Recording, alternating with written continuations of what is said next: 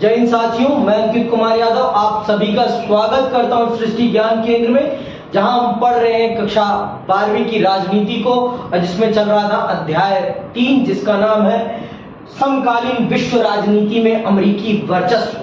इस अध्याय के मैंने आपको और बहुत सारे महत्वपूर्ण विषयों को पढ़ा दिया है, समझा दिया है, जिसमें से मैंने आपको समझाया है क्या होता है सैन्य वर्चस्व और क्या होता है ढांचागत वर्चस्व, और अमेरिका के वर्चस्व के 2 महत्वपूर्ण प्रकारों को मैं समझा चुका हूं। आज मैं चल रहा हूं आपको अमेरिका के वर्चस्व के तीसरे तरीके को समझाने, और यही वो तरीका है जिसके माध्यम से अमेरिका सॉफ्टली पूरी दुनिया पर अपना कब्जा कर रहा है। यही वास्तविक तौर पर है, आप इसे कह सकते हैं सॉफ्ट इन्फ्लुएंस। ये अमेरिका का सॉफ्ट इन्फ्लुएंस है। आपकी इच्छा से मेरा वर्चस्व, आपके ऊपर जो वर्चस्व है मेरा, वो आपकी इच्छा से है। मैंने आपके सामने चीजों को इस प्रकार से प्रेजेंट कर दिया है कि आप उसे खुद ब खुद खरीदने के लिए लालायित हैं। आप उन चीजों को प्राप्त खुद ब खुद करना चाहते हैं। अमेरिका ने सिनेमा के माध्यम से हम सबके सामने अपने प्रोडक्ट्स को, अपने विभिन्न प्रकार की चीजों को इस प्रकार से हमारे सामने प्रस्तुत किया है कि आज हम उन चीजों को खुद ब खुद प्राप्त करना चाहते हैं और उन्हें प्रयोग करना चाहते हैं, जिससे कि हमारे जीवन में एक लग्जरीपन आ जाए। हमने उनको एक स्टेटस सिंबल समझ लिया है, और इस कारण से अमेरिका जितना अपनी सैन्य ताकत से मजबूत नहीं हुआ है, जितना अपनी ढांचागत ताकत से मजबूत नहीं हुआ, उससे कहीं ज्यादा वो अपनी सांस्कृतिक ताकत से मजबूत हुआ, और उसकी ढांचागत ताकत को मजबूत करने में इस सांस्कृतिक ताकत ने बहुत बड़ी भूमिका निभाई है। ऐसा इसलिए कह रहा हूं मैं क्योंकि सांस्कृतिक तौर पर जो उसने पैसा कमाया है, उससे ज्यादा पैसा उसने और किसी चीज से नहीं कमाया है। आप ये देखिए, आज के समय पर आपके भोजन में अमेरिका शामिल है, आपके पहनावे में अमेरिका शामिल है, आपकी सोच में अमेरिका शामिल है, आपके एंटरटेनमेंट में, मनोरंजन में अमेरिका शामिल है, आपके खेल में अमेरिका शामिल है, आपके विद्यालयी जीवन में अमेरिका शामिल है। किस चीज में अमेरिका शामिल नहीं है, आप मुझे ये बताइए। आज ये वीडियो जिस प्लेटफॉर्म पे जा रही है, वो प्लेटफॉर्म भी अमेरिका का है, वो हमारा नहीं है। इस प्लेटफॉर्म के माध्यम से अमेरिका जितना पैसा कमाता है, मैं अनुमान करता हूं कितना ज्यादा और किसी चीज के माध्यम से वो नहीं कमाता। यह उसकी कमाई का एक बहुत बड़ा सोर्स है, और इसके माध्यम से उसने अपनी विचारधारा को पूरी दुनिया पर स्थापित करने में बहुत बड़ी बढ़त पाई है। सोशल मीडिया ने अमेरिका की विचारधारा को प्रसारित करने में, हर प्रकार की विचारधारा, चाहे वो उसका भोजन हो, चाहे वो उसका पहनावा हो, चाहे वो उसकी संस्कृति हो, चाहे वो उसका सिनेमा हो, जितना आप उसकी चीजों को कंज्यूम करेंगे उतना ही वो आर्थिक तौर पर मजबूत होगा। मैंने आपको बताया कि अमेरिका के पास दुनिया का 20% धन अकेले है। अगर दुनिया 100 रुपए कमा रही है, पूरी दुनिया की कमाई 100 रुपए है, तो अकेले अमेरिका ही कितने पैसे कमाता है? 20 रुपए। 20% बोला ना, 22% बोलता तो 22 रुपए, ठीक है। तो 20 रुपए अकेले अमेरिका ही कमा रहा है। तो ये बात आप समझिए कि उसकी कमाई कितनी मोटी है, और उसकी इस कमाई में उसकी संस्कृति ने बहुत बड़ा भूमिका निभाई, उसके कपड़ों ने बहुत बड़ी भूमिका निभाई, उसके भोजन ने बहुत बड़ी भूमिका निभाई। अभी आप समझे, इस वर्चस्व को कहते हैं स्व वर्चस्व। हमारी इच्छा से हम पर उसका वर्चस्व है। उसने हम पर दबाव डालकर इसका वर्चस्व नहीं बनाया, उसने हमारे सामने इन चीजों को सिनेमा के माध्यम से ऐसे प्रेजेंट किया कि ये हमारी आजादी के प्रतीक है। आपने जो तीसरा उदाहरण समझा है उस लड़के का, क्या नाम है उसका? आंद्रेई जब उसकी माँ उसे चर्च जाने से, जीन्स पहनने से रोकती है, तो वो क्या कहता है? It is cool mummy, it is cool. ये जो कूल है ना, इसको जीन्स को कूल कैसे बनाया गया? जीन्स को कूल बनाया गया विज्ञापन के माध्यम से, सिनेमा के माध्यम से।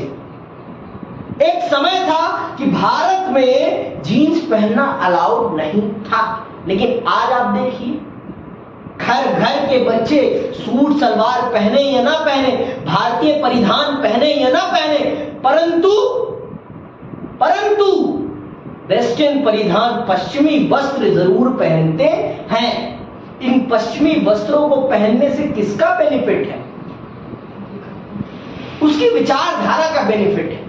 चाहे उसको पैसा आज जा रहा हो या ना जा रहा हो, लेकिन उसकी विचारधारा का हम पर डोमिनेंस है। वो हम पर अपनी विचारधारा थोपे बैठा। आज आप ये देखिए, हमारे देश में हम विश्व गुरु बनने की कल्पना करते हैं, लेकिन आज तक हम अपनी भाषा में अपनी परीक्षाएं नहीं करा पाते। हमारी भाषा में हमारी परीक्षाएं नहीं होती। हमारी परीक्षाएं किस भाषा में होती है? जिसका हमसे कोई तालमेल नहीं है, जिसका हमारी जीवन में कोई उपयोग नहीं है। उस भाषा को तो हम अपने देश के बच्चों का ज्ञान मापने का तरीका बनाए बैठे हैं। बताइए आप, तो हम कैसे बनेंगे विश्व गुरु? हम दूसरों की भाषा लेकर विश्व गुरु बनेंगे? विश्व गुरु तो हम तब थे जब दुनिया हमारी भाषा सीखती थी, जब दुनिया हमारे यहां पढ़ने आती थी तो हमारी भाषा सीखती थी और फिर एंट्रेंस एग्जाम देती थी, फिर प्रवेश पाती थी, तब हम विश्व गुरु थे। अब हम दूसरे के जूते में अपना पांव डालकर विश्व गुरु बन जाएंगे? हमें विश्व गुरु बनना है तो हमें अपनी शिक्षा पद्धति, अपने व्यवसाय पद्धति को परिवर्तित करना पड़ेगा। हमें अपनी भाषा में अपने बच्चों को रोजगार देना पड़ेगा, पर हम अपनी भाषा में तो रोजगार ही नहीं देते। आपको हिंदी आती है, कोई रोजगार नहीं देगा। आज के टाइम पर आप जितने भी सरकारी पेपर देखिए, सरकारी पेपर्स आप देखेंगे तो उनमें हिंदी का कहीं कुछ नहीं है, भारतीय भाषाओं का कहीं कुछ नहीं है, लेकिन अंग्रेजी का बहुत बड़ा योगदान है। आपको भारत में काम करना है, लेकिन आपको अंग्रेजी आनी चाहिए। आपको अंग्रेजी आनी चाहिए। मुझे नहीं पता क्यों आनी चाहिए, लेकिन आनी चाहिए। यहां लोग अंग्रेजी भी पढ़ाते हैं तो हिंदी में पढ़ाते हैं, लेकिन फिर भी अंग्रेजी आनी चाहिए। अंग्रेजी भी पढ़ाएंगे तो हिंदी में पढ़ाएंगे, लेकिन अंग्रेजी आनी चाहिए। इस देश का दुर्भाग्य ये है, और ये देश अपने आप को चल रहा है विश्व गुरु बनाने। कैसे बनोगे भाई विश्व गुरु? ये दुनिया पर डोमिनेट इसलिए करता है क्योंकि ये अपनी भाषा यूज करता है, ये अपनी भाषा यूज करता है। यहाँ कंप्यूटर इसीलिए प्रसारित हो पाया क्योंकि कंप्यूटर का सॉफ्टवेयर इनकी खुद की भाषा में है, ना कि दूसरे की भाषा में। और जितनी तेजी से आप चीजों को अपनी भाषा में समझ सकते हैं, उतना आप गैर की भाषा में नहीं समझ सकते। गैर की भाषा में आप कुछ नहीं समझ सकते।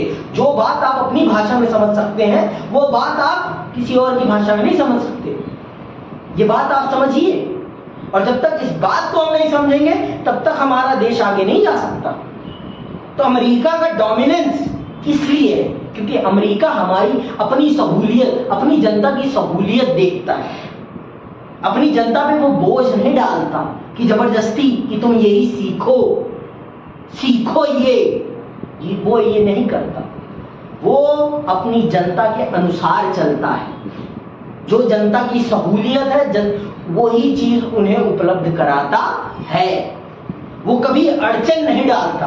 वो ये नहीं कहता कि तुम ये मत पहनो। उसे पता है कि अगर मैंने ये मना किया पहनने से तो ये अदबदा कर पहनेंगे, क्योंकि इंसान का ये नेचर होता है। जिस चीज के लिए आप उसे रोकेंगे, वो काम वो अदबदा कर करेगा, चाहे कुछ भी हो जाए, चाहे उसकी जान ही क्यों ना चली जाए। जिस काम के लिए आप रोक रहे हैं कि नहीं बेटा ये नहीं करना आपको, तो बेटा वही काम करेंगे। बेटा को कहोगे कि ये बेटा नशीली चीज है, इसे मत खाना, तो बेटा वही खाएंगे। कुछ भी हो जाए फिर बेटा खाएंगे तो उसे कोई। ये दुनिया की फितरत है, समाज की फितरत है कि जिस चीज के लिए हम मना करेंगे वो चीज जरूर होगी। तो अब आपको समझ में आ गया होगा कि अमेरिका का डोमिनेंस क्यों है।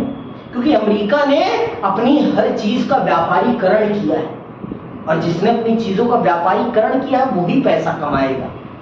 उसने अपने सिनेमा का व्यापारीकरण किया है, उसने अपने ज्ञान का व्यापारीकरण किया है। दूसरा उदाहरण जाम्बो MBA, वो क्या है? ज्ञान का व्यापारीकरण है। ज्ञान का व्यापारीकरण है। और क्या था? और सैन्य वर्चस्व तो है ही है, और वस्त्रों का व्यापारीकरण किया है, हर चीज का व्यापारीकरण किया है उसने। अब आइए पढ़ते हैं और इसको भाषाई तौर पर समझते हैं क्या है अमेरिका का सांस्कृतिक वर्चस्व। सांस्कृतिक अर्थ में अमेरिकी वर्चस्व को शुद्ध रूप से सैन्य और आर्थिक संदर्भ में देखना भूल होगी। सही बात है, सिर्फ यही दो तरीके नहीं है अमेरिका के वर्चस्व के, यही दो तरीके अमेरिका के वर्चस्व के नहीं है। वास्तविक वर्चस्व का तरीका तो ये है, इसी चीज में तो हार जाता है कौन? सोवियत संघ। सोवियत संघ इसी मामले में तो हार जाता है ना, कि वो अपनी जनता को वो सहूलियतें उपलब्ध नहीं करा पाता, वो अपनी जनता को वो लग्जरी लाइफ नहीं दे पाता, वो फैंटेसी नहीं दे पाता, वो इमेजिनरी वर्ल्ड नहीं दे पाता, वो इमेजिनरी वर्ल्ड नहीं दे पाता, वो सुख सुविधाएं नहीं दे पाता, उसी चीज में तो कट जाता है। और जब उसकी देश की जनता दूसरे देशों में जाकर देखती है तो हाय हम ये कितने आगे निकल गए, इनके पास कितनी सुख सुविधा, कितनी चमक है, टीवी देख लेते हैं। तो ये जब देखते हैं तो उनके अंदर एक एक अलग भाव उत्पन्न होता है कि हम किस कैद में हैं। उनके अंदर ये भाव जब पैदा होता है कि हम किस कैद में हैं, तो कैद में हो तो भाई आजाद होने की भावना आपके अंदर पैदा होगी ही होगी। जब उन्हें मौका मिला तो वो फिर उड़ गए, फिर वो कभी कैद में नहीं आए, है ना? समझ में बात? हमें अमेरिकी वर्चस्व पर विचारधारा या संस्कृति के संदर्भ में भी विचार करना चाहिए। हमें अमेरिकी वर्चस्व पर विचारधारा या संस्कृति के संदर्भ में भी विचार करना चाहिए। वर्चस्व के इस तीसरे अर्थ का रिश्ता सहमति गण में, अंडरलाइन कर लो इस शब्द को, कि ये जो वर्चस्व है ये सहमति से है हमारी, हम इसके लिए एग्री हैं, रेडी हैं, हमने अपनी सहमति से इस वर्चस्व को स्वीकारा है, हमने अपनी सहमति से, उसने हम पर जबरदस्ती नहीं करी है, इसके लिए हमने खुद सहमति प्रकट करी है कि हाँ तुम हम पर ये वर्चस्व अपना थोप दो। हमने खुद मांगा है कि अल्लाह हम पर ये थोप दो, हम इसे एक्सेप्ट करते हैं, हम तुम्हारा कपड़ा अपनी सुख सुविधा से पहनेंगे, हम तुम्हारा कपड़ा अपने आप पहनेंगे, तुम्हें हमें पहनाने की जरूरत नहीं, हम खुद पहनेंगे तुम्हारा कपड़ा। समझ में आई बात? अगला क्या है? यह वर्चस्व का आश्रय है सामाजिक, राजनीतिक और खासकर विचारधारा के धरातल पर किसी वर्ग की बढ़त या दबदबा। कोई प्रभावशाली वर्ग या देश अपने असर में रहने वालों को इस तरह सहमत कर सकता है कि वे भी दुनिया को उसी नजरिए से देखने लगे जिससे प्रभुत्वशाली वर्ग या देश देखता है। तो आज पूरी दुनिया भी उसी नजरिए से देख रही है ना। आज पूरी दुनिया को क्या चाहिए? सुख सुविधा चाहिए, सुख सुविधा चाहिए, और एट द एंड जब सुख सुविधा मिल जाती है तो फिर मोक्ष की तरफ भागते हैं लोग, फिर पूजा पाठ की तरफ भागते हैं। समझ में बात? जब इंसान के पास पैसा आ जाता है तो वो फिर भगवान की तरफ भागेगा, फिर वो सुख शांति की तरफ भागेगा, और जब उसके पास शांति रहती है तब वो पैसे की तरफ भागता है। ये हकीकत है ना, यही जीवन का सत्य है। तो आज पूरी दुनिया अमेरिका के चश्मे से पूरी दुनिया को देखती है। तो ये है अमेरिका की ताकत कि अमेरिका ने अपना चश्मा पूरी दुनिया पर लगा दिया है। कौन सा? पूंजीवाद का, कि हर चीज में पैसा देखो, हर चीज में पैसा देखो, हर चीज का व्यापारीकरण करो, हर चीज का व्यापारीकरण करो। ऐसी कोई भी चीज नहीं है जिसको बेचा ना जा सके। वो हर चीज को व्यापार के दृष्टि से देखता है। कौन? अमेरिका। अमेरिका की विचारधारा ही क्या है? व्यापार। उसकी विचारधारा का मूल आधार ही क्या है? व्यापार। वो व्यापार ही करता है हर चीज का। आगे सुनो, कहां गए थे? इससे प्रभु इससे प्रभावशाली की बढ़त और वर्चस्व कायम होता है। विश्व राजनीति के दायरे में वर्चस्व के इस अर्थ को लागू करे तो स्पष्ट होगा कि प्रभावशाली देश सिर्फ सैन्य शक्ति से काम नहीं लेता, वह अपने प्रतिद्वंदी और अपने से कमजोर देशों के व्यवहार बर्ताव को अपने मनमाफिक बनाने के लिए विचारधारा से जुड़े साधनों का भी इस्तेमाल करता है। कमजोर देशों के व्यवहार बर्ताव को इस तरह से प्रभावित किया जाता है कि उससे सबसे ताकतवर देश का हित साधन हो, उसका प्रबल्य बना रहे। इस तरह प्रभावशाली देश जोर जबरदस्ती और रजामंदी दोनों ही तरीकों से काम लेता है। अक्सर रजामंदी का तरीका जोर जबरदस्ती से कहीं ज्यादा कारगर साबित होता है। ऐसी चीजों में रजामंदी, प्रेम रजामंदी है, और अगर आपने जोर जबरदस्ती करी तो आपके ऊपर फिर दूसरे ही केस लग जाएंगे। तो अमेरिका इस मामले में, विचारधारा के मामले में, सांस्कृतिक मामले में रजामंदी लाता है। और वो रजामंदी कैसे क्रिएट करता है? वो सिनेमा के माध्यम से। आज हमारे पास हम ये जो वस्त्र पहन रहे हैं, ये हमने कहां से देखे? इन्हें दिखाया किसने हमें? सिनेमा ने दिखाया हमें। सिनेमा ने ही हमें आकर्षित किया। और वो क्यों पहन रहे हैं भाई? सिनेमा में वो लोग क्यों पहन रहे हैं इसे? क्योंकि उन्हें ये पहनने के लिए पैसा मिल रहा है। समझ में आई बात? वो जो कपड़ा पहनते हैं उसमें वो पैसा लेके पहनते हैं। रणवीर सिंह ऐसे ही नहीं मॉडल बना घूमता, उन्हें पैसा मिल रहा है उस चीज का। उन्हें उस काम को करने के लिए पैसे मिल रहे हैं। उन्हें आपको प्रभावित करना है, इन्फ्लुएंस करना है। वो जो पहन रहे हैं उसको बेचना है उन्हें। वो क्या है? वो स्पॉन्सर्ड है, पूरा उनका काम है। समझ में आई बात? आज आप देखिए हर चीज, हमारे बड़े बड़े सेलिब्रिटीज क्या करते हैं? बड़े बड़ी कंपनियों का विज्ञापन करते हैं। कमला पसंद, देश की पसंद, केसर, इसमें है केसर का दम, दाने दाने में है केसर का दम। तो वो क्या कर रहे हैं? विज्ञापन ही तो कर रहे हैं, जिससे कि आप उन चीजों को खरीदें, कंज्यूम करें। कौन आपको उन चीजों की तरफ आकर्षित कर रहा है? हमारे जिन्हें हम हीरो मानते हैं वो। समझ में आई बात? तो अमेरिका इनको ही प्रयोग करता है अपने पैसे के दम पर आपको इन्फ्लुएंस करने के लिए। सिनेमा का पूरा प्रयोग होता है आपको इन्फ्लुएंस करने के लिए। तो इस प्रकार से अमेरिका सॉफ्टली आपको कन्विंस कर लेता है इन चीजों को परचेज करने के लिए। अब डेयरी मिल्क, बच्चा तो नहीं जानता ना डेयरी मिल्क क्या चीज है। अगर वो टीवी में ना देखे तो क्या उसे पता है कि डेयरी मिल्क क्या चीज है? तो अब पता चला कैसे वो डेयरी मिल्क खरीदने के लिए मरने लगता है। कोई भी चॉकलेट ला के दे दो उसे तो चॉकलेट से मतलब है, लेकिन वो डेयरी मिल्क क्यों खा रहा है इसे? क्योंकि उसने टीवी में देखा कि डेयरी मिल्क ही चॉकलेट है। समझ में आई बात? उसने माना कि डेयरी मिल्क ही चॉकलेट है। उसे चॉकलेट से नहीं, उसे ब्रांड से प्यार हुआ है। और उसे ब्रांड से प्यार किसने कराया है? उसे ब्रांड से प्यार टीवी ने कराया है, सिनेमा ने कराया है, इसने कराया है, मोबाइल ने कराया है। क्योंकि जब भी चॉकलेट का ऐड आएगा तो किसका ऐड आएगा? डेयरी मिल्क का आएगा। डेयरी मिल्क ही तो असली चॉकलेट नहीं है ना। चॉकलेट तो किसी भी ब्रांड की हो सकती है, लेकिन उसके मन में ये गढ़ दिया गया कि चॉकलेट का मतलब डेयरी मिल्क। तो ये कैसे हुआ? ये विज्ञापन। अब पता चला विज्ञापन का क्या प्रभाव पड़ता है हमारी मानसिकता पर। बहुत बड़ा प्रभाव पड़ता है हमारी मानसिकता पर। असली नमक माने टाटा नमक। ये जो आपने राइम करा तुरंत, ये कहां से राइम सीखा आपने? विज्ञापन से, टीवी से, है ना? तो अब पता चला कि विज्ञापन का आपके जीवन पर कितना प्रभाव होता है। बहुत बड़ा प्रभाव होता है। और इस तरीके से अमेरिका ने आपको कन्विंस कर लिया है अपनी चीजों को खरीदने के लिए। जबरदस्ती नहीं करी है उसने यहां उसने जबरदस्ती नहीं करी है आपसे।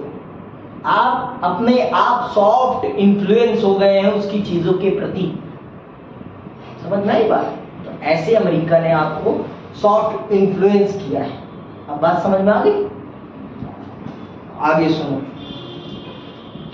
आज विश्व में अमेरिका का दबदबा सिर्फ सैन्य शक्ति और आर्थिक बढ़त के बूते ही नहीं, बल्कि अमेरिका की सांस्कृतिक मौजूदगी भी इसका एक कारण है। चाहे हम इस बात को माने या ना माने, लेकिन यह सच है कि आज अच्छे जीवन और व्यक्तिगत सफलता के बारे में जो धारणाएं पूरे विश्व में प्रचलित हैं, दुनिया के अधिकांश लोगों और समाजों के जो सपने हैं, वे सब 20वीं सदी के अमेरिका के प्रचलित व्यवहार बर्ताव के ही प्रतिबिंब हैं। अमेरिकी संस्कृति बड़ी लुभावनी है और इसी कारण सबसे ज्यादा ताकतवर है। वर्चस्व का यह सांस्कृतिक पहलू है जहां जोर जबरदस्ती से नहीं, बल्कि रजामंदी से बात मनवाई जाती है। सुन रहे, रजामंदी से बात मनवाई जाती है। समय गुजरने के साथ हम उसके इतने अभ्यस्त हो गए हैं कि अब हम इसे इतना ही सहज मानते हैं जितना अपने आसपास के पेड़, पक्षी या नदी को। आज हम इस चीज को गलत मानते ही नहीं, क्योंकि हमारी विचारधारा में वही नहीं। हमने तो मान लिया ये सब कॉमन है। आज आप देखिए, आपके लिए डेवलप्ड होने का स्टैंडर्ड क्या है? डेवलप्ड होने का स्टैंडर्ड क्या है? अमेरिका है। समझ में पर आज आप अपने आप को अगर मानते हो कि भाई कोई विकसित है, तो कौन विकसित है पूरी दुनिया में? अमेरिका। सुपर पावर है तो कौन है? अमेरिका। पूरा विश्व किसकी तरीके से बनना चाहता है? अमेरिका। बस समझ में आ गई? सबको अमेरिका बनना है। और ये क्यों हुआ? क्योंकि अमेरिका ने पूरी दुनिया में अपने आप को इसी प्रकार से रिप्रेजेंट किया, अपने आप को एडवर्टाइज किया है, और इसी एडवर्टाइज के कारण वो पूरी दुनिया पे इस प्रकार से छा गया है। पूरी दुनिया पर इस प्रकार से छा गया है। समझ में आई बात? कि अभी भी नहीं आई, भेजे में गई। इसे कहते हैं सॉफ्ट इन्फ्लुएंस। यहां जबरदस्ती नहीं करी गई है, यहां जबरदस्ती नहीं करी गई है सैन्य वर्चस्व की तरह। समझ में आई बात? यहां सॉफ्ट इन्फ्लुएंस यूज हुआ है। क्या? Soft influence. समझ में आई बात? सॉफ्ट इन्फ्लुएंस ने ही उसका सबसे बड़ा काम कर दिया है। ठीक है, अब बात समझ लो। आपको आंद्रेई और उसकी कूल जीन्स की याद होगी। आंद्रेई के माता पिता जब सोवियत संघ में युवा थे, तो उनकी पीढ़ी के लिए नीली जीन्स आजादी का परम प्रतीक हुआ करती थी। युवक युवती अक्सर अपनी साल भर की तनख्वाह किसी चोर बाजार में विदेशी पर्यटकों से नीली जींस खरीदने पर खर्च कर देते थे। ऐसा चाहे जैसे भी हुआ हो, लेकिन सोवियत संघ की एक पूरी पीढ़ी के लिए नीली जींस अच्छे जीवन की आकांक्षाओं का प्रतीक बन गई थी। एक ऐसा अच्छा जीवन जो सोवियत संघ में उपलब्ध नहीं था। तो अब आप देखिए, ये कूल जीन्स आजादी का प्रतीक कैसे बनी? इसे बनाया गया, और इसे बनाया किसने? अमेरिका ने। किसके माध्यम से? विज्ञापन के माध्यम से। विज्ञापन के माध्यम से। इसीलिए तो अब की बार 100 करोड़ रुपए ऐसे ही थोड़ी ना खर्च हुए हैं विज्ञापन पे। एक पार्टी ने 100 करोड़ रुपए खर्च किए विज्ञापन पे। बीजेपी ने अपनी सोशल मीडिया के एडवर्टीजमेंट पे 100 करोड़ रुपए खर्च करें। क्यों करें भाई? क्योंकि इसका बहुत बड़ा इंपैक्ट है हमारे माइंड पर। इसका हमारे माइंड पर बहुत बड़ा इंपैक्ट है, और जो सोशल मीडिया दिखाता है वो हम लोग सच मान लेते हैं आज के टाइम पर। समझ में आई बात? आज के टाइम पर आप सोशल मीडिया पे दिखाई गई चीज को सही मान के बैठ जाते हैं। समझ में आई बात? क्योंकि आज के टाइम पर सूचना बहुत है, लेकिन सच क्या है, गलत क्या है, इस चीज को प्योरीफाई करने के लिए हमारे पास कोई इक्विपमेंट नहीं है। समझ में आई बात? सूचना तो बहुत है, लेकिन इसमें सही कौन सी सूचना है, गलत कौन सी सूचना है, इस चीज का कैसे पता करा जाए? इस चीज का कैसे पता करा जाए? समझ में आई बात? तो ये आप समझिए कि ये इन्फ्लुएंस है। तो अमेरिका ने सोवियत संघ को तोड़ने में विज्ञापन का बहुत बड़ा प्रयोग किया, सिनेमा का बहुत बड़ा प्रयोग किया, और उसके माध्यम से उसने अपनी जीन्स को आजादी का प्रतीक बना दिया। और आजादी का प्रतीक बन जाने के कारण से सोवियत की जो युवा जनता थी उन जीन्सों को खरीदने के लिए लालायित हो उठती थी, और वो मानने लगी थी कि अगर हमने जीन्स पहन ली तो हमने आजादी को प्राप्त कर लिया। जैसे भारत में कुछ आज से 15 साल तक जीन्स था लड़कियों के लिए, जीन्स पहनना मतलब आजाद हो जाना, है ना? था कि नहीं था? आपको नहीं पता, आप मम्मी से पूछना ये बात, वो बताएंगी कि क्या था जीन्स। आज से 15 साल पहले जीन्स आजादी का प्रतीक बन गई थी, आजादी थी जीन्स। अगर आपने जीन्स पहन ली मतलब आपने आजादी महसूस कर ली, ये माना जाता था। समझ आई बात? मॉडर्न माना जाएगा आपको, जीन्स को मॉडर्न आधुनिकता का प्रतीक बना दिया गया था। अगर आप जीन्स नहीं पहन रहे हैं तो आज के टाइम पर कोई लड़की अगर जीन्स नहीं पहन रही है तो उसे क्या क्या कहते हैं? पुराने जमाने, दीदी है तो दीदी है ना? आंटी, दीदी कहते हैं ना? कहते हैं कि नहीं कहते? तो बस क्या जीन्स आधुनिकता का प्रतीक है? हाँ? मुझे बताओ, जीन्स आधुनिकता का प्रतीक है? नहीं है। फिर भी उस कपड़े को आधुनिकता का प्रतीक बनाकर प्रस्तुत कर दिया गया हम सबके सामने कि अगर आप जीन्स नहीं पहन रहे तो आप आधुनिक नहीं हैं। आधुनिक इंसान मस्तिष्क से होता है, ना कि कपड़ों से। लेकिन हमने क्या, हमने कपड़ों को आधुनिकता का प्रतीक बना दिया है। और ये काम कैसे हुआ? विज्ञापन के माध्यम से हुआ। और अमेरिका ने पूरा का पूरा सोवियत संघ तोड़ दिया और सोवियत संघ की जनता में ये भावना पैदा कर दी कि अगर तुम जीन्स नहीं पहन रहे हो तो तुम आजाद नहीं हो, तुम गुलामी में हो। और जब उनको मौका मिला तो उन्होंने फिर अपनी जंजीरें तोड़ दी। बस यही हकीकत है। आगे कहां आ गए हम? शीत युद्ध के दौरान अमेरिका को लगा कि सैन्य शक्ति के दायरे में सोवियत संघ को मात दे पाना मुश्किल। देखा, सैन्य मामले में सोवियत संघ को चुनौती दे पाना मुश्किल है, परंतु इस मामले में तो चुनौती देना मुश्किल नहीं है। अमेरिका ने ढांचागत ताकत और सांस्कृतिक प्रभुत्व के दायरे में सोवियत संघ से बाजी मारी। सोवियत संघ की केंद्रीकृत और नियोजित अर्थव्यवस्था उसके लिए अंदरूनी आर्थिक संकट का एक वैकल्पिक मॉडल तो थी, लेकिन पूरे शीत युद्ध के दौरान विश्व की अर्थव्यवस्था पूंजीवादी तर्ज पर चली। अमेरिका ने सबसे बड़ी जीत सांस्कृतिक प्रभुत्व के दायरे में हासिल की। सोवियत संघ में नीली जीन्स के लिए दीवानगी इस बात को साफ साफ जाहिर करती है कि अमेरिका एक सांस्कृतिक उत्पाद के दम पर सोवियत संघ में दो पीढ़ियों के बीच दूरियां पैदा करने में कामयाब हो गया। तो इस प्रकार से उसने सोवियत संघ को सांस्कृतिक तौर पर तोड़ दिया। सांस्कृतिक तौर पर उसने सोवियत संघ को तोड़ दिया। समझ रहे बात? जीन्स के माध्यम से तोड़ दिया। जीन्स ने ही सोवियत संघ के युवाओं में यह आक्रोश पैदा कर दिया कि हमें गुलाम बना के रखा गया, और युवाओं ने ही सोवियत संघ को तोड़ने में बहुत बड़ी भूमिका निभाई। तो आज के लिए बस इतना ही। इसी के साथ मैं विदा लेता हूं। जय हिंद, जय भारत।